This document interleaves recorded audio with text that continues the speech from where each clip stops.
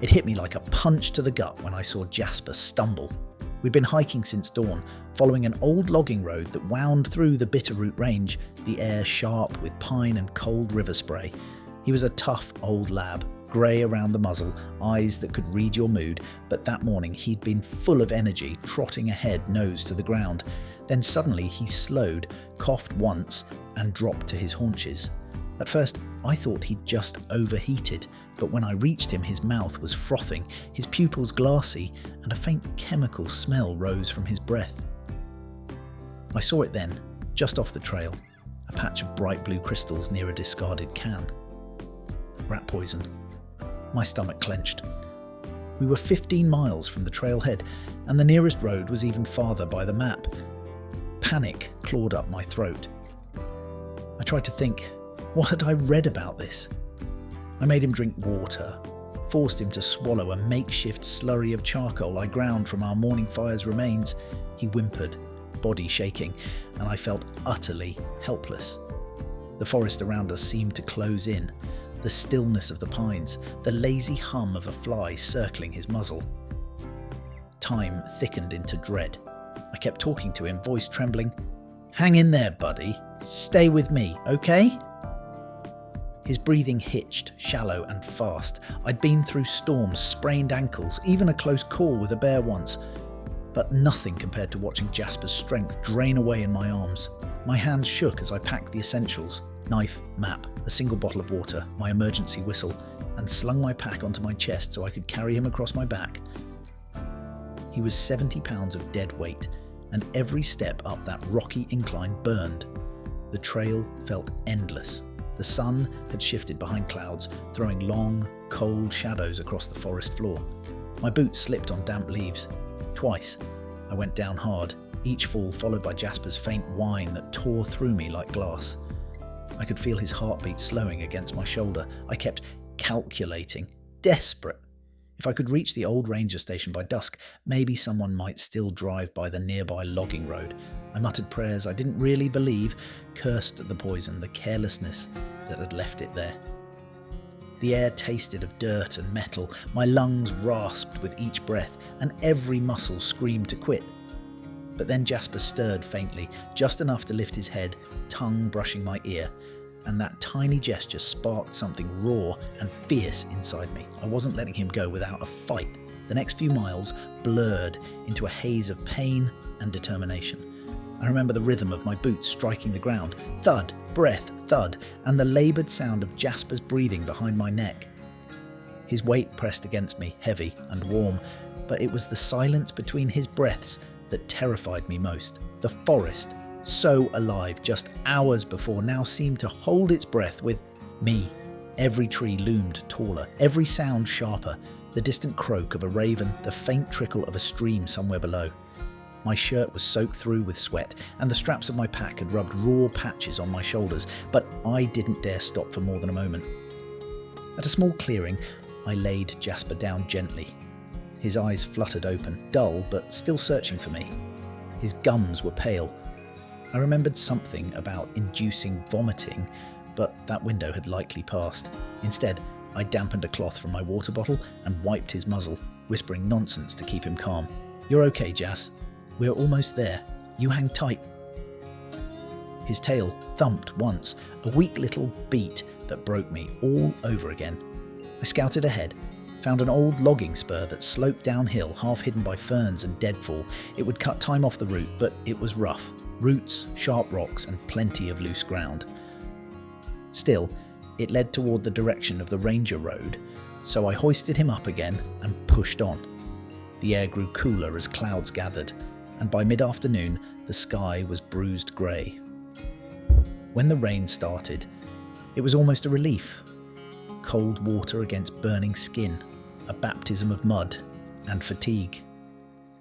Jasper stirred at the first drops, his nose twitching. I took that as a good sign. The descent was worse than the climb.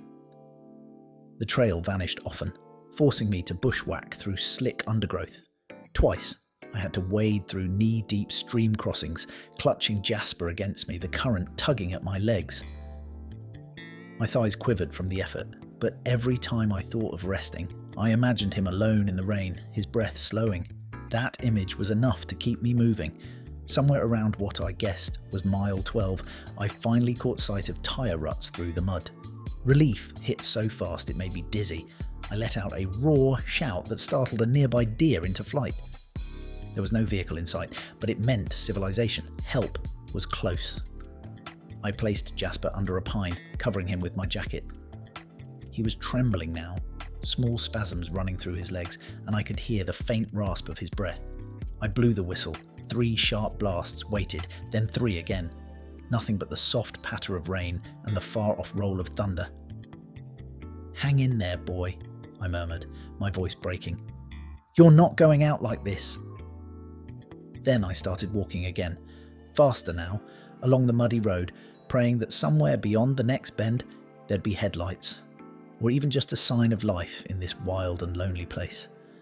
I don't remember how long I walked before I heard it, the faint hum of an engine muffled by rain. At first I thought my mind was playing tricks, that exhaustion had conjured the sound just to torture me. But then it grew louder, steady and real, and I broke into a limping run, waving my arms and shouting until my voice cracked. A white pickup appeared through the curtain of rain, headlights glowing like salvation. The driver, a middle-aged man in a ranger jacket, slammed the brakes and jumped out before I even reached him. "What happened?" he shouted over the downpour. "My dog poisoned back that way," I gasped, pointing behind me. "Rat poison, I think. He's bad. Please." He didn't need more explanation. The ranger grabbed a med kit from the truck, threw a tarp over the seat and told me to get in. We bounced down the rutted road, mud spraying from the tyres, my mind reeling between hope and dread. When we reached the pine where I'd left Jasper, he was lying still, eyes half closed, chest barely rising. My stomach turned to stone. The ranger knelt beside him, checking his gums, pulse, breathing, calm, efficient. "He's fading," he said, "but maybe not too late. There's a vet clinic 40 minutes from the station. Let's move." I helped lift Jasper into the back seat, wrapping him in my jacket to keep him warm. His head rested in my lap as we sped through the forest, every bump jostling his limp body. I could hear the rain pounding the roof, the squeak of the windshield wipers, my own voice murmuring over and over, "You're going to be okay, Jasper.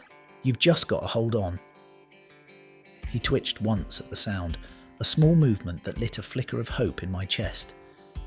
The ranger kept talking, maybe to keep me from spiralling. "You did the right thing with the charcoal," he said. "Bought him time. Most folks wouldn't have known to do that." I nodded, numbly, clutching Jasper tighter, staring at the road that wound endlessly ahead. Every minute felt like a lifetime. By the time we reached the ranger station, my arms were trembling from holding him. The ranger radioed ahead, and within minutes another truck pulled up, 2 women in scrubs climbing out, faces set with focus. One of them had an oxygen mask, the other a syringe. "He's still breathing," I choked out. "Barely." They worked fast, injecting something, fitting the mask over his muzzle, pressing his chest when his breathing hitched. The world shrank to that small circle of light under the open truck door, rain spattering the dirt. I held my breath until one of the women looked up and gave the faintest nod. "Okay," she said. "We've got a chance. Let's get him to the clinic." As the truck roared away into the storm, I stood there drenched and shaking, the ranger's hand on my shoulder, the smell of wet pine and gasoline thick in the air. Hope and fear twisted together inside me, fragile as the heartbeat I prayed was still beating inside that brave old dog. The ride to the clinic felt like being trapped between worlds, one where Jasper still breathed beside me, and another where he was already gone. I sat in the back of that ranger truck, soaked to the bone, staring at his chest, rising and falling under the oxygen mask. The hum of the engine mixed with the drumming rain, and every flash of lightning revealed his fur matted with mud, his paws twitching weakly.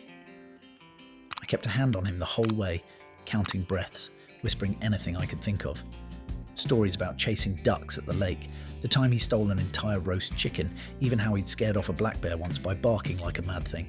"You're a fighter, Jazz," I told him. "Don't you forget it." The vet clinic was a lonely outpost on the edge of a small mountain town, its porch light cutting through the grey. The rangers honked twice, and someone flung open the doors, waving us in. Inside, the air smelled of antiseptic and wet fur. They rushed Jasper onto a table, tubes and wires snaking around him before I could even wipe the rain from my face. A young vet, barely 30, hair tied in a messy bun, took charge like she'd done this 100 times. "Anticoagulant poison?" she asked sharply. I nodded, voice breaking. "Probably. Found blue pellets. He's been down for about 3 hours." She didn't waste a second. Vitamin K injection, fluids, warm blankets. I stood uselessly by the door, watching hands move in fast, practiced rhythms. The machines beeped irregularly, then steadied. When she finally looked up, her expression softened. "He's not out of the woods," she said quietly, "but you got him here in time. Another hour and he wouldn't have made it." That sentence hit me harder than the climb, harder than the miles. I sat down, right there on the tile floor, head in my hands, trembling with relief and exhaustion. The ranger crouched beside me, resting a heavy hand on my shoulder. "You did good," he said simply. "Most folks panic and freeze. You kept moving." For the first time all day, I let myself breathe. Through the small window, I could see the storm breaking apart, the last streaks of rain glinting under a fading sky. Jasper was sleeping now, chest rising more evenly, a faint rumble of breath that sounded almost like a snore. I reached out and touched his paw. It twitched under my hand, and I swear he was dreaming, probably of running through some meadow, chasing something only he could see. The vet left us alone for a while after that. I stayed by his side, feeling the warmth creep back into his fur, the rhythm of life returning. The room was quiet, except for the ticking of the clock and the hum of the IV pump. I realised then how much he'd carried me over the years. Across mountains, through heartbreak, through storms I couldn't face alone. And now, when it counted most, it had been my turn to carry him. I must have dozed off in the chair beside Jasper's cot, because when I opened my eyes, dawn had painted the clinic windows in soft gold. The storm had passed, leaving everything washed clean, the kind of morning where the world feels new again. The vet was checking Jasper's vitals, and she smiled when she saw me stir. "He's stable," she said. "Still weak, but he's through the worst of it." It took a second for that to sink in. Then I let out a shaky laugh, half relief, half disbelief.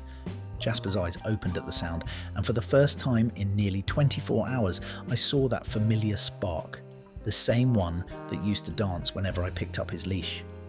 His tail gave a faint thump against the blanket just once, but it was enough to undo me completely. I leaned close, rubbing his ears, whispering nonsense again, my throat too tight for words that mattered. The ranger stopped by before heading out. He dropped off my soak pack and handed me a steaming cup of coffee. "You two take it easy," he said with a grin, "and maybe keep him away from mystery snacks next time." We both chuckled weakly, and I thanked him, really thanked him for stopping, for caring enough to drive into that storm for a stranger and his dog. He waved it off like it was nothing, but I'll never forget the kindness in his eyes. By late morning, Jasper was sitting up, still hooked to the IV, but alert. The vet let me take him out back for a few minutes. The ground was damp, pine needles shining with dew. He sniffed the air, tail wagging a little stronger now, and for a brief moment it was like the nightmare had never happened. We sat there under the trees, the two of us wrapped in quiet, just breathing in the smell of wet earth and morning sun. I thought about how easily the day before could have ended differently, how close I'd come to losing him out there among the pines. And I thought about everything he'd given me over the years, loyalty, laughter, an unspoken steadiness that no human ever quite matches. When you spend that much time in the wild with a dog, you learn something about trust, how it's not built from words, but from shared miles, silent glances, and the way they'll follow you into any storm without question. That evening, when we finally left the clinic, the sun was setting over the mountains, turning the sky copper and rose. Jasper climbed into the passenger seat, curled up with a sigh, and rested his head on my knee as I started the drive home. The forest rolled past the window, green, endless, and somehow gentler than before. I kept one hand on the wheel and the other on his back, feeling the slow rise and fall of his breathing. Out there in the quiet, I realised something simple but profound. The wilderness teaches you about limits. but love, real love, makes you cross them. And sometimes the longest journey isn't measured in miles, but in the strength it takes to carry another heartbeat when your own is breaking.